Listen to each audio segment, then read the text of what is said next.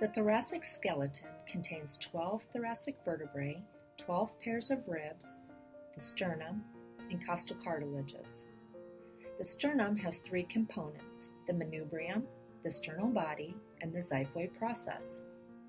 The manubrium is the uppermost portion of the sternum between T1 and T2 vertebrae. The sternal body is the middle element, whereas the xiphoid process is the inferior portion which articulates with the body of the sternum at level T10. The ribs all articulate posteriorly by synovial joints with the vertebrae. Ribs 1 through 10 articulate anteriorly with the sternum by cartilage known as costal cartilage. Ribs 1 through 7 articulate directly with the sternum by their own costal cartilages. These are sometimes referred to as the true ribs.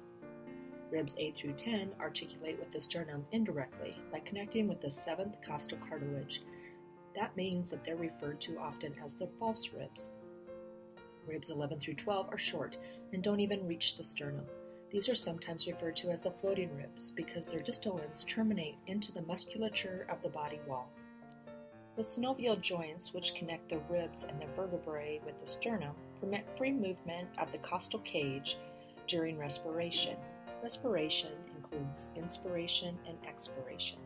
During inspiration, the pressure in the lungs is decreased and air rushes in. The muscles of the diaphragm contract to make it lower in the thoracic cage. The ribs elevate at the same time, allowing for expansion of the anterior-posterior dimension of the thoracic cavity.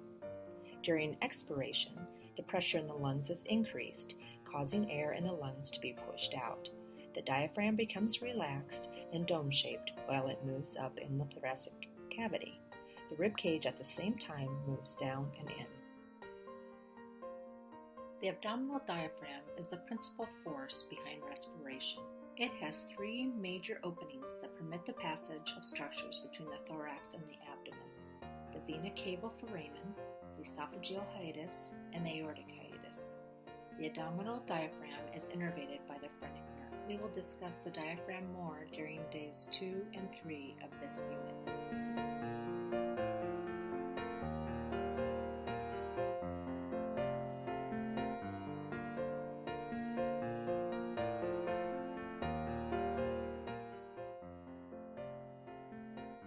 Sternocostal muscle, otherwise known as the transversus thoracis, arises from the backside surface of the sternal body and xiphoid to insert onto the backs of the costal cartilages 2 through 6.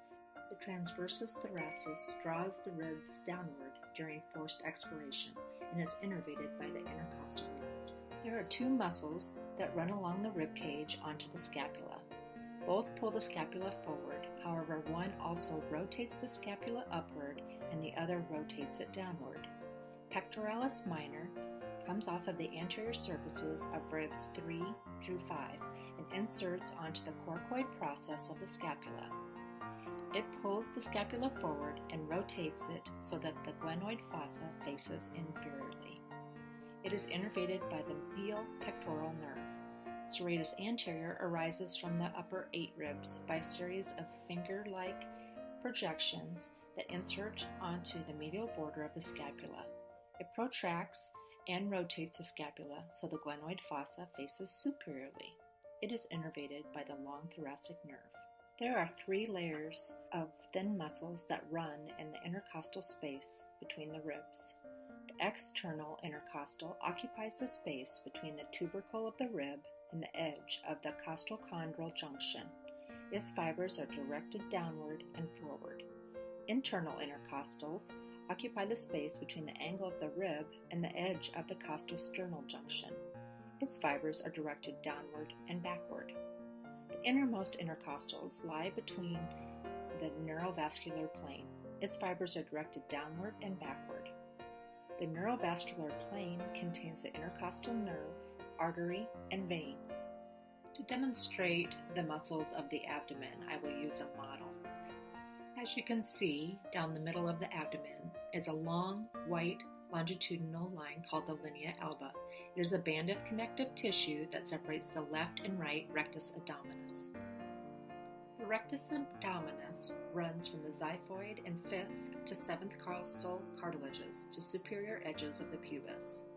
It assists in flexing the trunk. The rectus abdominis is innervated by the spinal nerves. The external oblique is the most superficial of the anterolateral trunk muscles. It helps in flexing laterally and rotating the trunk. As you go in deeper, as you can see here with the ribs being exposed, is the internal oblique. The internal oblique helps flex laterally and rotate the trunk. The fibers run superiorly and medially.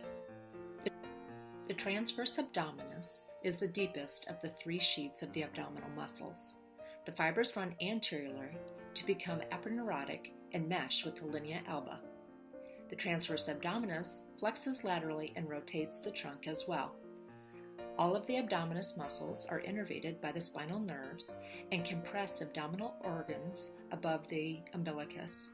Deep into the model, you can see the quadratus lumborum, which sits above the hip flexors and originates at the iliac crest. It inserts on the transverse processes of L1 through L4 and rib 12. It acts to stabilize rib 12 and extends laterally and flexes the vertebral column. You can also see here the psoas major, which is a review from the previous unit. It assists in flexing the hip.